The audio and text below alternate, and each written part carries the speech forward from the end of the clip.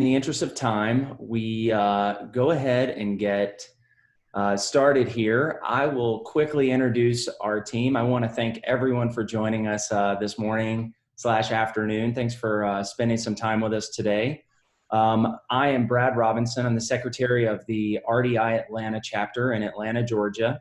I am the director of business development for LGMP in-store agency. We create many different parts and pieces and fun stuff. We have a really robust and diverse group of panelists today.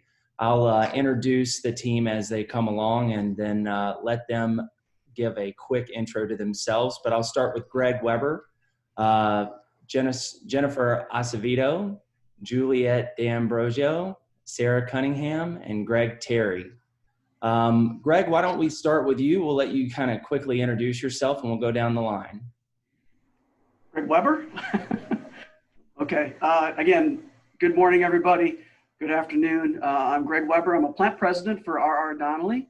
I'm responsible for operations in Milwaukee, and I'm in beautiful Milwaukee, Wisconsin, Los Angeles, California, as well as Dallas. And again, we're just a quick note about R.R. Donnelley. We're the biggest printer in the world, $7 billion, 20,000 employees, and my piece seems big, but it's really not when you look at that. So, but I'm really excited to be here. I have some really good information. This has been a very interesting time for us.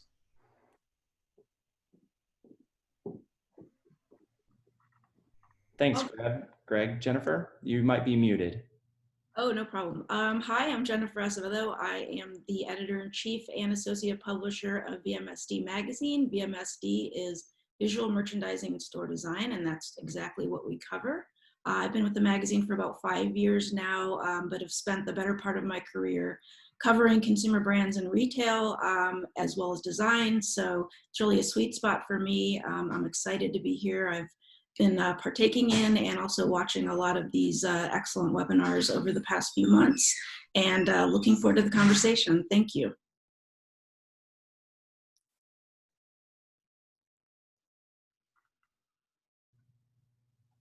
Sarah. Hi, everyone. I'm Sarah Cunningham. I'm the Chief Growth Officer of TPN, and we are a creative commerce agency. We work with both manufacturers as well as retailers on everything from brand marketing to retail marketing, shopper, as well as digital commerce. So we work with large brands like Cricut, many CPGs, Clorox, Hershey's, to name a few. We've got quite a few clients that have been out there working on the front lines too to support everyone during this difficult time. And finally, Greg Terry, that is. Greg Terry, Altered State, design director for Altered State. We're a women's apparel company with about 120 stores around the country.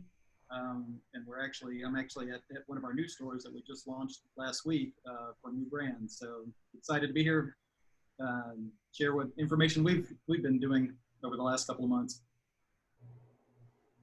Great. And finally, I'll be your moderator today. I'm Juliet D'Ambrosio. I'm Senior Director of Strategy at Adrenaline Agency. We're based in Atlanta. We have about 70 employees. We are a brand design, build, and implementation firm. So we really take brands from absolute inception all the way through to built space, focusing on retail, specifically within the financial industry. My background, however, is a little bit more on the consumer side in directing both brand strategy and implementation for kind of large-scale consumer brands, including one of my favorite pieces that I like to give about my professional past is working with the Olympic Games and host cities over the past 16 years. So that's been a great piece of experience, of global experience to have, especially.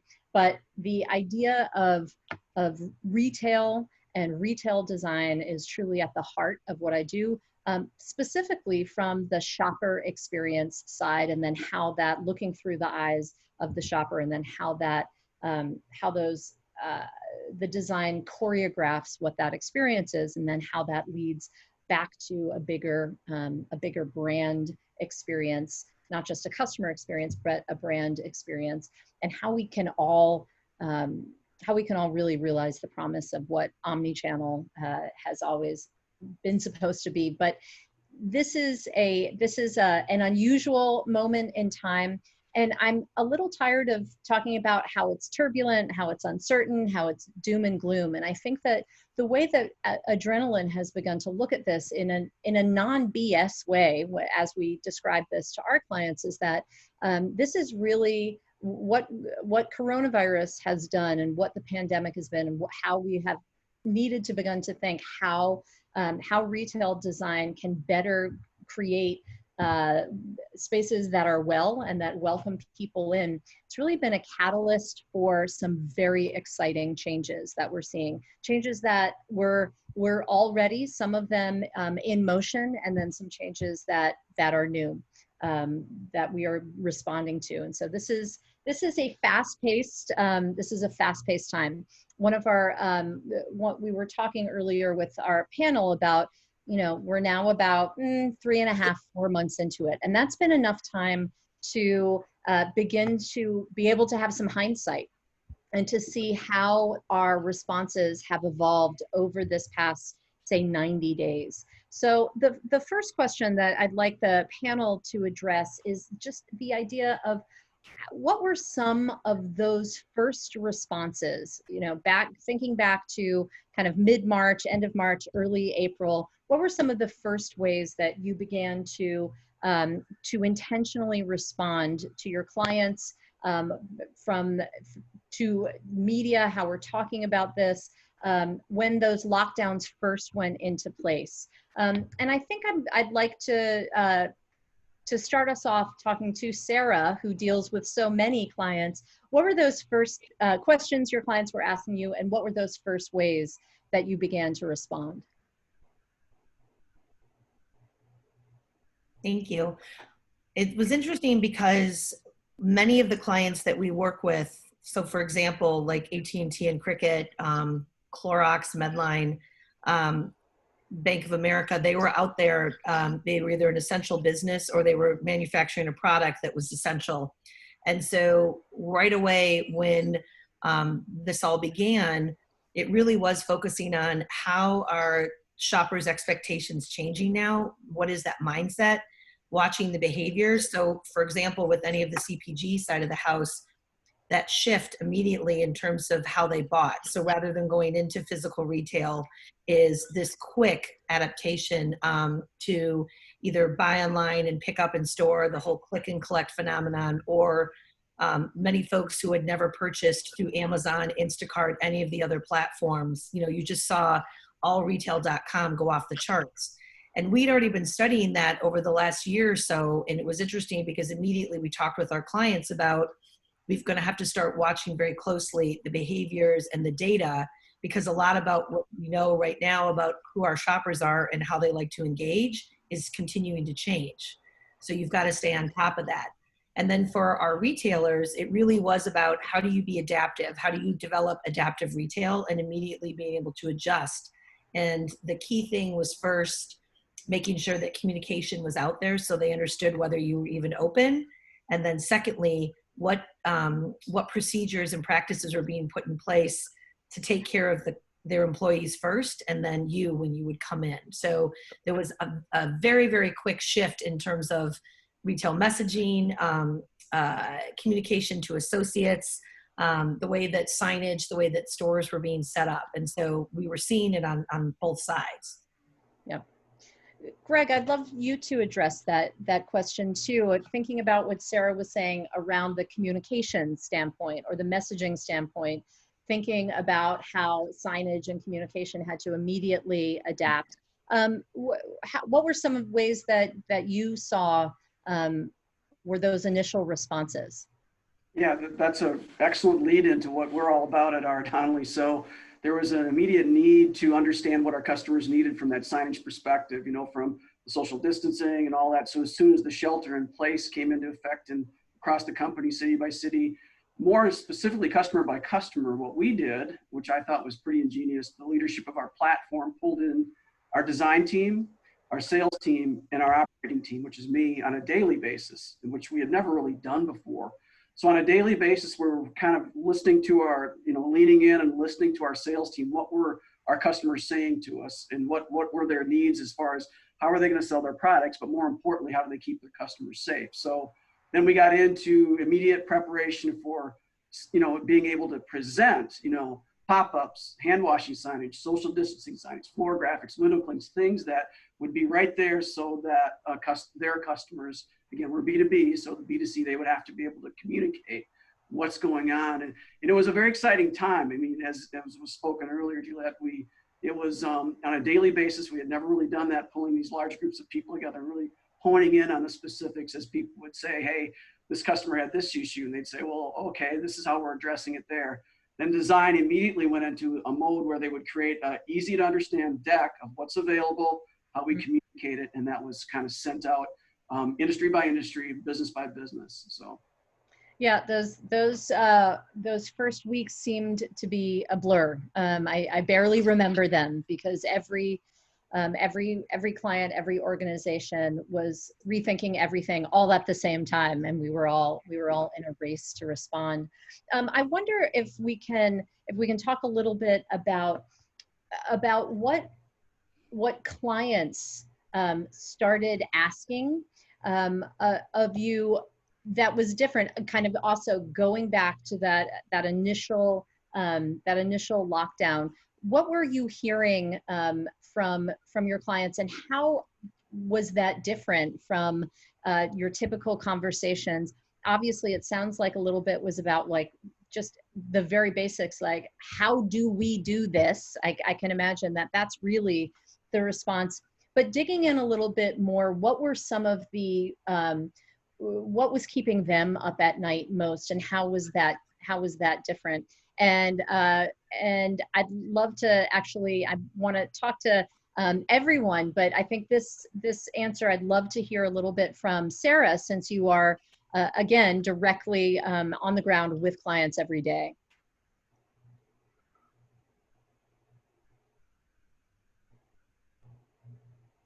It's interesting because back at the end of February, Clorox obviously already had been tracking very closely what had been happening in Asia. Yeah. And so we were part of a task force, still are, in terms of working with the cleaning brands in terms of how they were going to respond, and obviously already seeing that there were going to be shortages. And what's interesting is we took some of those best practices and formed our own COVID task force within the agency, made up of folks across the different disciplines. So whether you might be a planning strategist, a data analyst, a creative, or an account person like myself, who's business leads with clients. And the first thing that we were really getting asked for, honestly, was information. What are you seeing? What are you tracking through the different sources and tools that we use? We have a tool at our agency that we call Shopper Safari. So it literally is, think of it as almost like an auditing tool or sort of retail anthropology, which is, it's physical retail, and it's all TPNers across the country and overseas that are in stores and looking and seeing what the messaging is and how people are promoting, but also it's online. And there was a huge request immediately to take a look at all the messaging, because we had clients that were experiencing huge out of stock problems. And so either having to turn things off because you wouldn't want to be promoting items that you can't see, but really making sure that anything that was going to be out there was not going to be tone deaf to the situation at hand. And then also, where are there opportunities for us to be able to pivot and be able to provide more resources? And so there was a lot of like new content that was developed. I mean, for our retail client Cricket, who's based down in Atlanta, it was immediately about adaptive retail and getting messaging out into the stores, and they a huge push to be able to produce stuff on, turning it around in less than a week. And so there was kind of two, I would call it two work streams, which was the folks that were working on trying to be get content or get production out there in a very fast, agile way.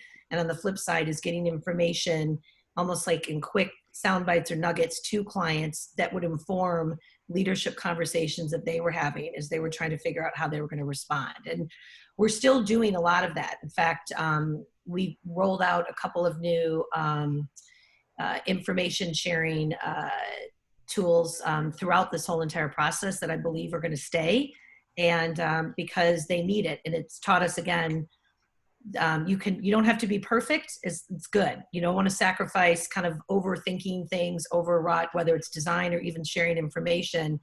The key is just to get it out and get it out fast so that people can work to then be able to adapt plans very quickly. So that was a lot of the types of questions that we were getting asked early on.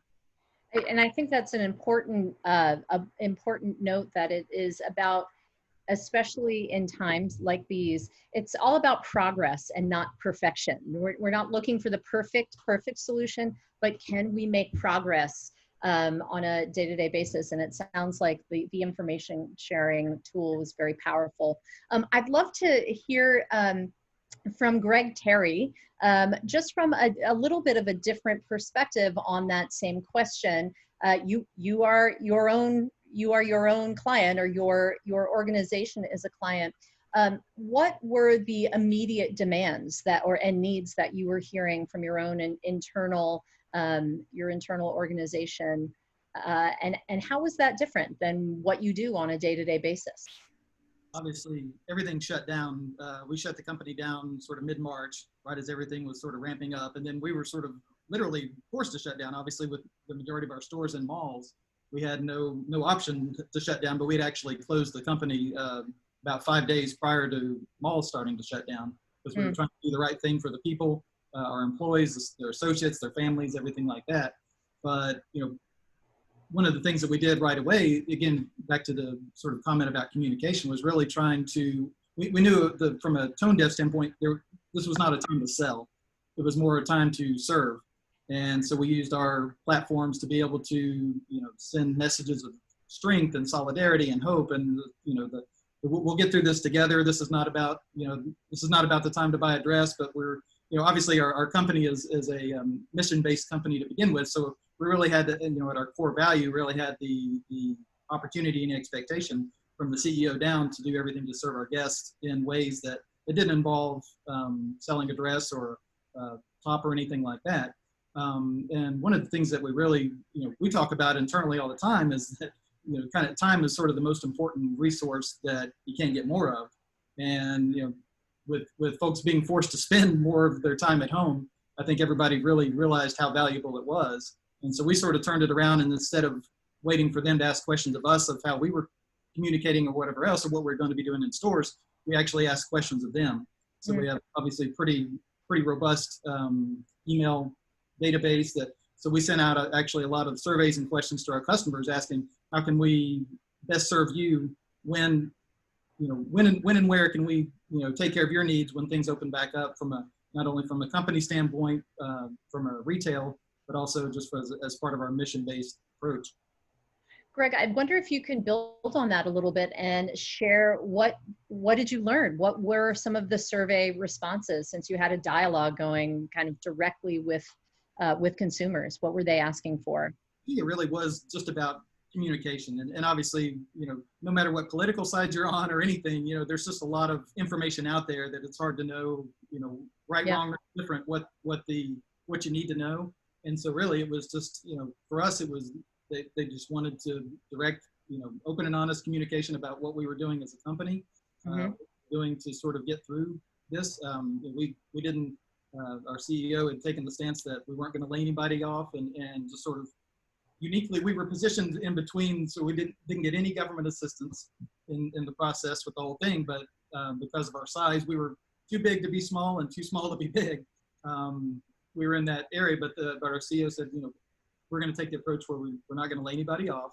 We're going to keep everybody here to be able to serve and do the things that we need to do as a company for our guests, and be ready for her when things open back up and we have the opportunity to serve her. And really it was about, what are we doing as a company to either limit the number of people, provide opportunities for her to shop, either more of the appointment-based kind of opportunity or staggered fitting rooms, those kind of things. Yep. Jennifer, as someone coming from trade media that looks out at the consumer experience at retail from kind of that 30,000 foot view, I'd love to hear a little bit about what you are seeing and how services are evolving throughout this experience. So when you look at retailers and how they're merchandising, and then how that comes to life also in store design, what's changed? What's different? Can you begin to kind of pick up on some trends? Absolutely. I think one of the bigger trends that we're seeing, and obviously, Sarah, you made the point early on that a lot of these trends were actually in play before the pandemic, and then we started to see kind of this compressed timeline where trends that may have taken a year or two to kind of play themselves out, all of a sudden we're seeing them accelerate in a matter of weeks and months. But I think probably that, that marriage or that convergence of the digital world and the physical space is something that we've really seen evolve quickly during this time period. And that can be anything from, you mentioned Sarah, click and collect or BOPUS, buy online, pick up in store, to something more sophisticated. Like in China, we started to see some of the luxury folks offering like a concierge experience where you would actually have a salesperson in the store who would be giving sort of a virtual tour of the merchandise. And what's nice in China, as well as I think in South Korea as well, is that WeChat is equipped with e-commerce tools. So you could actually do your transaction, virtually. So, it goes from the very simple, to the very sophisticated, but I think it's all about, as Greg said, just listening to your customer, listening to your consumer, and trying to meet those needs as they're very clearly changing over this really interesting time period that we're in. And I wonder, and this is a question really to anyone who would like to respond, what Jennifer just mentioned, which is that convergence of the physical and digital. I've seen it called, and the term sort of makes my skin crawl, phygital. I don't know if anyone has seen that. It seems a bit of a stretch, but I'd love just any response at all to what that really means in terms of retail design, in terms of how we serve our clients, in terms of opportunities. Is it terrifying? Is it thrilling? Is it somewhere in between? And really, I'd love to hear from anyone here. I mean, I've got a sort of maybe a little insight into that from the standpoint that when the company started in 2009, everything we've done about building the Altered State brand and any of our associated brands that we've done is about building the most beautiful store environments for our guests. So we literally spent a decade building stores to encourage lingering and socializing. So now, ironically, we live in a world, sort of encouraged to streamline and become contactless. So it really goes, flies in the face of everything that we've tried to do, in building our brand from a brick and mortar standpoint. So we really had to adapt quickly and pivot to, what are those digital offerings that we can do, the buy online, pick up in store. We were actually, working through strategies to do that, but we were on about a 12-month window to do the buy online, pick up in store, ship from store, all those things. Well, during the time that we were closed, used that sort of 60 days to really transform everything we could digitally, and now we can ship from every store. We have curbside. If you come to the mall, if you roll your window down, we'll throw it in your car as you drive by. Any opportunity to serve her, and so it's been interesting and sort of exciting. Sort of we've always been that sort of fail fast kind of operation, and like you said earlier, it's more about progress and perfection. And so we knew we're going to get a ton of stuff wrong, but as long as we get a few things right through the process, we're going to continue to grow with it. Yep. That's what I think is so exciting. I think that there's been incredible innovation, and because people have been willing to fail fast, as you mentioned. I mean, we've got clients who had strategies in place that they were going to roll out in maybe 2023 that literally got fast forwarded to this spring. And the way that people have been able to adapt and look at what was going on in terms of their omni-channel innovation pipeline, I'll call it, in terms of how they're going to marry all of these different facets together. It used to be very siloed, right, in terms of people who were working on e-commerce versus retail design. We've got folks right now that are launching direct to consumer, and they're doing it in under 60 days. But I think for within the design space with a lot of our retailer clients, to your point, the types of programs that they've been able to roll out, the way that the evolution of how are we going to handle, PPE in the spaces so that people do feel welcome. It's just been incredible to see. And I think I'm excited about our ways of working and how much that's changed and a lot of the positive things that will come out of that, because I think there's just so much more openness to hearing ideas and to trying different things. And then customers, I think, are much more forgiving in some ways and recognizing that, to your point, hey, we're going to get it to you any way we can. It may not be perfect, but we want to make sure you have it. And they're open to giving that feedback when we're trying different types of things. So I think there's can continue to be a lot of really exciting innovation that we're going to see and how retail has evolved, particularly through the fall.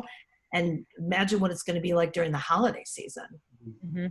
Yeah. What a great opportunity for retailers to really get to know their customers even better. I really see that as being so important, now more than ever. And I think everyone agrees customer centricity is important. But I think when you go through a crisis like this, you really, really get to see just how critical it is to understand your customer, understand what their journey is like, understand what their needs are, and be able to respond to that in an appropriate way. It'll really tell the customers whether you get them or not. Yeah, and there's never been more or better tools that enable you to understand, but just to really know in terms of information, in terms of data, in terms of anecdotal evidence of what's actually happening there. I think we're getting more and more sophisticated at doing that and at having that. And certainly social media is one of the places that you have that immediate feedback loop, because if you're getting it wrong, you're going to know you're getting it wrong. And if you're getting it right, you will be celebrated and shared. So we hear immediately directly from consumers. Greg Weber, I'd love to hear from you about how your services, how R.R. Donnelley's services have evolved a bit throughout this pandemic. Going back to what Jennifer said about everything that kind of in play was condensed. And one thing that we learned over the last 3.5 months is that the need to be flexible from a manufacturing perspective and the need to listen more to your customers. Again, we always have, obviously, but to really be in tune because on a daily basis, this was developing and changing, and the things that we were offering was just nonstop evolving. So what it made us do was pull in a lot of the things we were working on to get faster, to get more in tune with our customers. It really made us as a company listen across the departments and across the functions within our company, and then reach out more. So that was one of the things that we really saw. I was just really kind of proud, like I said, of the different functions within our company that came together and were able to provide, products and the things that our customers were basically desperate to do. And then you look at the other side where customers were coming back, that the non-essentials, and we were trying to help them make it through and get through. We were putting projects on hold and just saying, okay, we're going to hang on and help you guys through this. And then, of course, the essential businesses that really didn't have to promote because they were just getting, you look at the big box and the grocery, those guys, they were hiring people and going nuts versus all the non-essentials that were down. So we almost switch gears with our customer base and be super flexible. So like I said, the thing that came out of this was, it's a term I heard from one of our clients. It's unintentional improvements. We had all these improvements that just happened because they had to, they were unintentional based on the pandemic, but we made things happen. I look at my plants and they've become more efficient. We had to. We look at our relationships with our customers, they're tighter. They had to. So those are some things that we really have as a positive side of what happens in a pandemic. Right, and there's great upside. There is great opportunity that's coming out of this. It's tough to say because this is this is an unfolding tragedy for many families, but at the same time, this has spurred a lot of innovation, and there's some optimism on the other side of this. All of this excitement, all of this energy that we're talking about. I'd love to hear you kind of build on, Greg, what you were just saying about some of what we've learned and how you've had to kind of respond and adapt and become more efficient. What lessons have you learned that you think you are going to apply moving forward? So say we're in 2023, the pandemic is a distant memory. What are you going to take from this and continue to apply? Well, again, a lot of the things we did to be more efficient internally, we talked, speaking of digitalizing, an example of that would be we were flexible enough to eliminate touch points within our organization.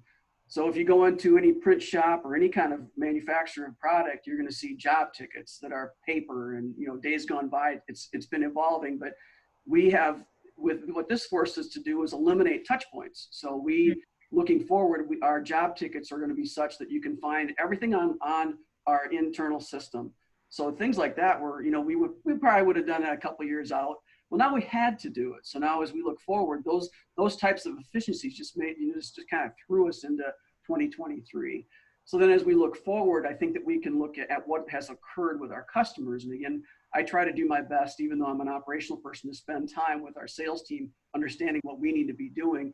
I mean, the flexibility of, we shut down our fabric print operation and went into mask production. Go figure, a lot of plants had to do that, but internally to our corporation, we have 20,000 employees that all needed a face mask. So we shut down. A lot of our non-essential businesses were purchasing fabric from us, and will again, but because it was down, it was a kind of a no-brainer to stop on a dime, and within 4 or 5 days we were producing 6,000 masks a day or whatever, those type of things. So this really, again, I've been in business for 37 years. I don't want to date myself here, but as you look at the things that we've been through, this has been the most impactful from an intentional improvement. So we really need to hold on to this and not get lackadaisical about, this could happen again. We've all heard the Bill Gates talk about, 4 years ago, he predicted this. And you listen to that, what's going to be the next thing that we have to prepare for? So. Right. Well, Greg, Terry, I'd love to hear you talk a little bit about those unintentional improvements that you have, that you've seen that had to take place, that you are not just going to do it in the future because you have to, but because it is an improvement. What are you going to build forward as we move past the immediate pandemic? Obviously, we're looking, heavily into our sort of digital platform and how that sort of supports our brick and mortar stores. Because obviously brick and mortar was huge for us. Digital is definitely going to be much more a heavy percentage of our sales, hopefully. But I think for us, quite simply, it was kind of a back to basics sort of focus. It was the sort of why do we do what we do, to support our missions, those kind of things. It's how do we deliver our message in the way that's unique to us and that resonates with her, and then build that infrastructure around it. And then it's sort of what are we good at? And we're good at creating amazing customer experiences. So how do we just pivot not only from my side, from the architectural side and bricks and mortar, but how do we do that digitally to share our story, her story, any of those kind of opportunities, and really build that into our message going forward. Yep. Sarah, I'd love to hear a little bit about kind of the golden lessons that are coming out of how we are responding and what you would like to see bringing forward to your clients as those unintentional improvements. Golden lessons. Well, I think, again, it's continuing to be about communication. We are having conversations right now about help us understand in terms of how our ways of working have evolved. What do we want to keep in place? What do we want to hold on to? And our CEO, Sharon Love, had talked about unintentional improvements early on in this, immediately about let's start keeping track of the things that we're doing and make sure that we are coming together and talking about that in terms of these best practices across our different client teams. But I think one of the things that's been really important for us and in our relationships with our clients, it really is about the culture, and you can see that come through. So I've been really blown away by how strong the relationships are and have continued to grow, because again, this is such an equalizer for all of us, right, in terms of everyone being in it together. And it really has humanized our relationships that we have internally within our agency, but also with our clients. Many folks that have had struggles, and we've had very, very open conversations about, what's going on and what are you dealing with right now. And so I think it breaks down a lot of the facades, and you just get right into it. I mean, you talked about it, like our digital commerce team has been, that phone has been ringing off the hook, but at the same time, it's forcing us to then relook at making sure that everyone has all of the different information, the training, and then how do you continue to bring things forward in a way that is going to help them solve a problem, not just for the sake of sharing information or coming with an idea. And so I think everyone's been very, very laser focused on the problem solving mode. And I think that that's great. And also, I just think, sadly, sometimes we probably took longer than we needed to get things done, and you don't have to. I've just been really surprised and impressed with the creativity and the ideas that have come up when everyone puts their hand on the bag and says, we're going to do this. And so that's been one of the things that I've really learned a lot about, is the fortitude that people have had through this. Yep. Well, one thing that I'd like to talk about, because of the heart of store design, and Greg, Terry, you mentioned this earlier, the heart of retail design is really creating shared spaces where people come together and have kind of in real life true experiences in which we're connecting with others and connecting with merchandise and being a part of what our daily lives are like. One thing that I have very, very quickly realized is that although, and having attended a lot of webinars, Jennifer, like you mentioned, is that I think at some point we're going to be zoomed out. I think that we will have exhausted kind of the limits of how much we can connect like this, and that there's a real craving for connectedness, a craving for kind of real in-person experiences, and that preciousness of the human experience will only be amplified. I'd love to hear you talk a little bit, as you look out over the industry in general, about the primacy of retail spaces moving forward. Absolutely. I think, it's easy to see the headlines and see, how much commerce is taking place online. And there's always, kind of that retail apocalypse, Right. that seems to follow us wherever we go. But I think realistically, when we look at, consumer behavior and we look at people are social creatures, and that hasn't changed. What has changed is that we have a constraint right now, and that constraint is this virus. So this virus has kind of artificially put us, in our homes and our home offices. It's a temporary period of time. And as we start to rebuild, as we start to come back from this pandemic, I think what we'll see is that there's a lot of people that are almost desperate to get into stores. I spend a lot of time on social media, and I see, I've seen a few colleagues make their first trip back to a store, a non-essential store, I should say, because obviously we've all been in grocery stores. And just the excitement of simply going and spending the day shopping among your peers, among folks that share the same types of interests as you.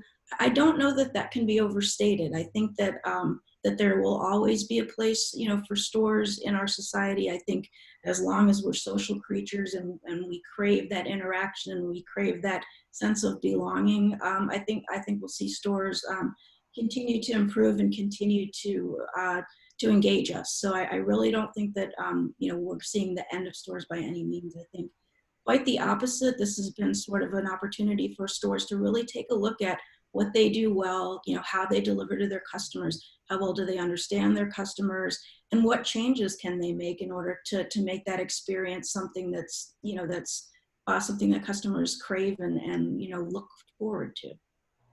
Yeah, and building on your point about what stores do well historically, is all around the holiday experience, is all around kind of building up and creating memorable experiences that go far beyond what you're actually purchasing and goes far beyond the transaction, but it becomes a part of the ritual of holidays that people look forward to. It's sort of it's out there in a couple months, and we're going to be addressing the holidays. This is a question open to any of our panelists here. Kind of looking into your commerce crystal ball, as one of our attendees has asked. How do you see consumers asking these holiday experiences to change, and how do you see retail shifting to be able to deliver them? Beyond having sales associates and consumers wearing masks. What do we see on the horizon for the holidays? Well, again, from a signage perspective, which is exactly that face, what is the customer going to be seeing as they walk into the stores?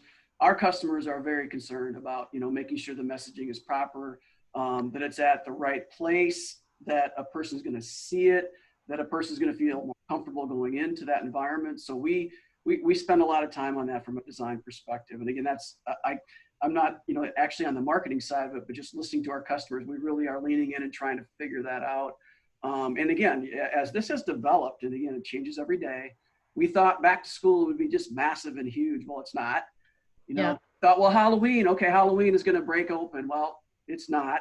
So now, to your point, Juliet, it's going to be the holiday season, and we're expecting just a really, because to Jennifer's point, we really are going to see people want to get back. They want to get out, and that Black Friday thing is just, I have enough people in my family that's their life, and so you look at how is that going to come into play.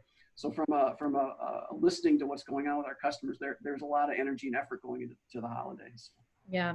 How are you, Sarah, going to help direct that pent-up demand that Greg and Jennifer were just mentioning around the holidays as people are welcomed back? What do you see ahead of us? Well, retail is community, and I agree with people being part of the community. I mean, with Greg Terry's new store, I mean, once you're part of VOWD, you're part of that community, you're part of that family. So I think a lot of what's going to be going on during the holidays is going to be critical to make sure that both your physical and your digital are coming together, because the amount of time that people might spend browsing or wandering around is going to change because they're limiting their exposure. So more purposeful, more intentional trips, understanding again what role then you play. So we're doing a lot of customer journey work right now. I think both you and Jennifer brought that up, and that is going to be really important, is understanding what do your customers want from you, and then looking at how are you going to be able to be more agile in the physical space. So a lot of looking at the retail tech that you can roll out in the stores, so that if you need to change messaging, if you have an app or you have any type of mobile platform, right? Understanding that pre-shop and what they're going to do, how you're going to be planned, how do you get on that list, so that when they want to go in and they want to have that experience and they want to be more social, they're going to come in with much more intention in terms of what they're looking for and what they want to do. And so, and being able to pivot messaging very quickly, contactless options in terms whether it's for payment systems or even just how people are able to look at different merchandise is going to be really important. So, it used to be that we would be working on holiday, once holidays ending, January, February, and now people are starting to say, okay, because we're planning at 2 to 3 month timeframes now. So some folks are literally just looking at holiday in this moment so that they can make sure that their plans are more up to date with what's going on. Mm-hmm.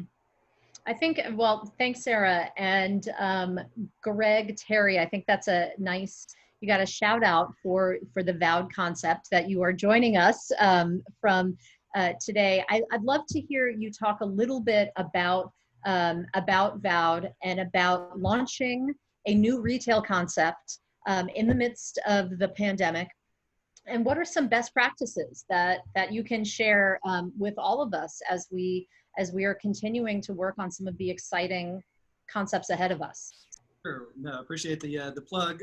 Obviously, nothing happens overnight, and so the idea and sort of the team was assembled almost a year ago now to try and bring this concept to market. And we were actually supposed to open 4 stores during the pandemic. That shut down all those plans.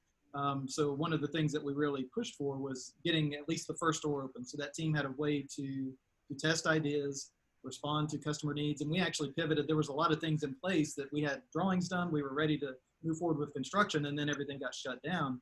And the entire team, not only from the store team, but also the design team as well, pivoted a lot of things that we had to do in the store to create sort of virtual styling room appointment opportunities, a variety of things like that the team did an amazing job sort of turning on a dime to integrate those things into their business model and their strategies.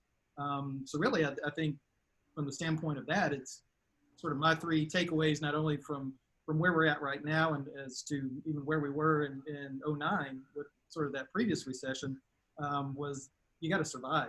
Just figure out how to do it. There are a lot of retailers that didn't change their strategy in 2009 or after 2009, and they failed. It's sort of that change or die mentality. I think the second is sort of respond decisively. Being able to do more with less kind of isn't enough anymore. You really have to adapt. And then lastly, it's going to be authentic. People are watching what you do, and the market will remember that. Yep. Well, it's hard to think in terms like this, but I would like each one of our panelists, and maybe we can just go kind of left to right, to talk about if there is one gift that this experience has given you professionally. From, it could be knowledge, it could be kind of a new best practice, it could be a way that that you're working differently. What would that be on the professional side? And then what is the one gift that this has brought to retail design as a whole? How are we all going to emerge better for this? So starting with Greg Weber, and then we're going to move right across.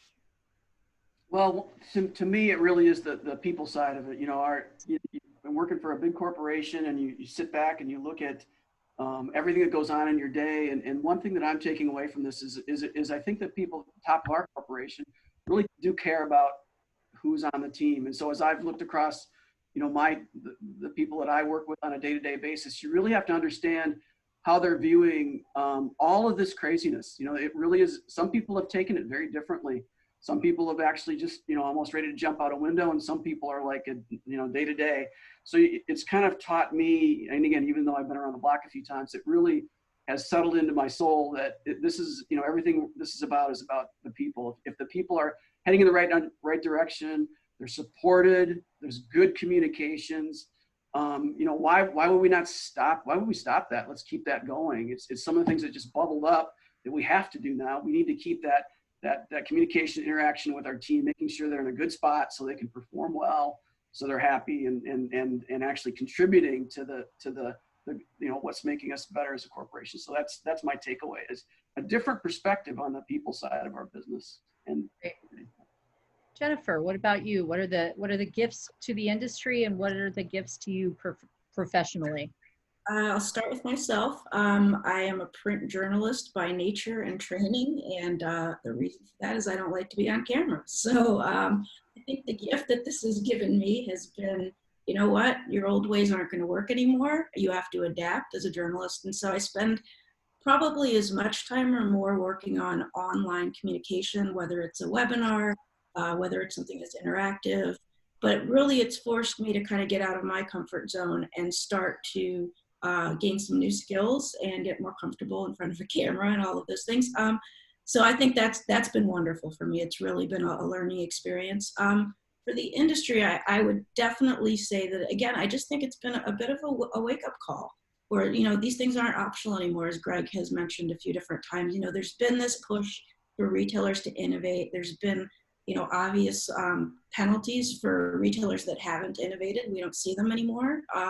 But I think, going through this experience together for the retail industry, I think it is very a good thing, because I really honestly believe that we'll see the best rise to the top. So we'll really see the cream of the crop, those folks that are dedicated to changing, that are dedicated to listening to their customers and adapting, really be successful. And I think that's a great thing for the industry. Great. Sarah, what are your gifts that you are taking away from this?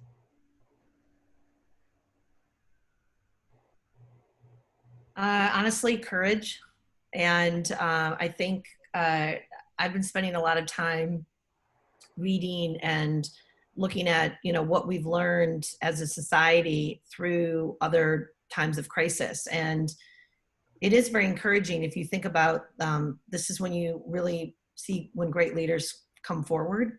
You see others not so much, but also incredible companies that were born during times of crises because they had to. So it's really about authenticity. I think that we see that in the brands that we're seeking out now. We want to know more about them. And I think that's a gift because it has forced brands to understand truly what their value is and what they mean in their consumers' lives, but also just in our own relationships with each other, with our colleagues, as well as with our friends and family members. At TPN, our culture, we call it TPN Soul, and it was already there, and it's always been a bedrock of our organization, but we've leaned on that now more than ever. And it's something that our clients have come to us for too, is to help them with a lot of the things that we're doing, is bring that into the team. So I think that this whole idea about being authentic and learning to trust one another and figuring out, right, like who is going to be in that bunker with you as you go through this, has been a real gift. Because when times are tough, you realize who's in your corner. I think anyone who's ever been through any type of crisis or trauma, either in their personal life or even on the professional side, you figure out really quick who's on your team. And I think that's been a huge gift because it just breaks down all the walls right now. Yep. So silver linings everywhere we look, for sure. Greg, what is that gift that you're going to take away, but personally and professionally, as you look at the future? I think personally, being an architect, the whole, the process of building hasn't really changed in hundreds of years. But Yeah. We're going through a time right now where, everybody's forced to change. Even architecture is going to change the way things are built, how they're built, where they're built, and why they're built. So I think that's exciting for me personally and professionally in that sort of realm. I think from a business standpoint, I think what it's sort of teaching us the gift out of it, as much as things, as quickly as we see things can spread worldwide in a bad way, I think there's also a very good way that we realize how interconnected we actually really are now as not only a community, a state, a nation, and a world. And so just as much, spreading that message of hope, solidarity, strength, whatever it is from either a brand or from a person, for anything like that, is how do you grow? And so one of the things that as a company, our tagline as a company is stand out for good. So, how do we use that platform and our message as a mission-based company to really continue to connect with people in our local communities, nationally and even internationally, in some of our efforts that are kind of beyond the retail sector of what we're trying to do. Absolutely. So I'd love, first of all, thank you for the discussion. Thank you for your candor. Thank you for your insights that you were able to share. So I would like the panel to address, we have just a couple minutes left, some questions that are coming in from our attendees. This is from Steve Ross. Shout out to Steve. Outside of grocery stores, there's not a lot of interest in investors or lenders in brick and mortar. So what are some elements of evolving retail design that investors should really keep their eye open for, that are going to help them get comfortable with the idea of financially, of funding retail spaces again?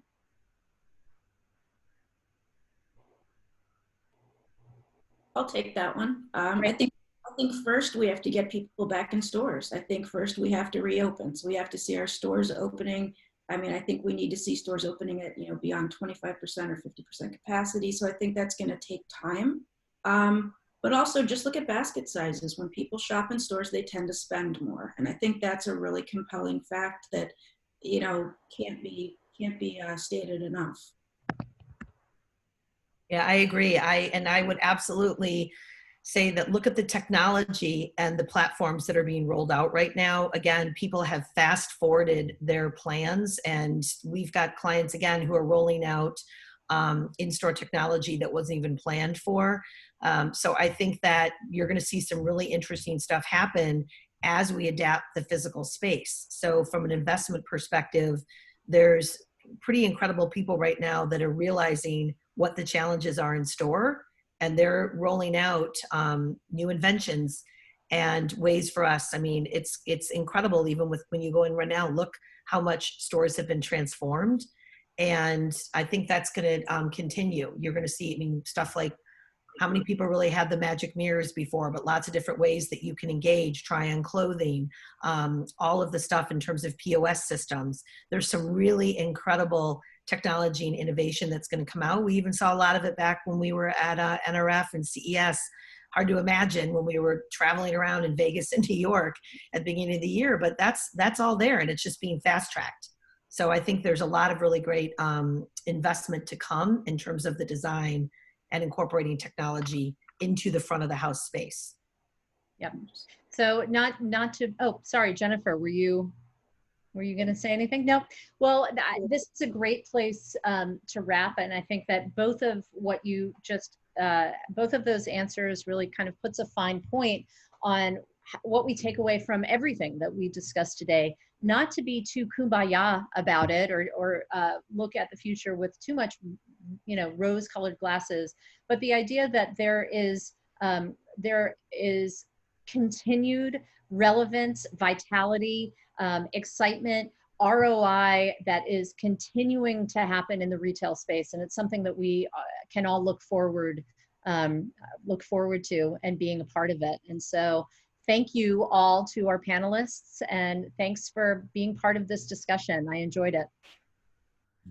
Thank you so much. Thanks for having us.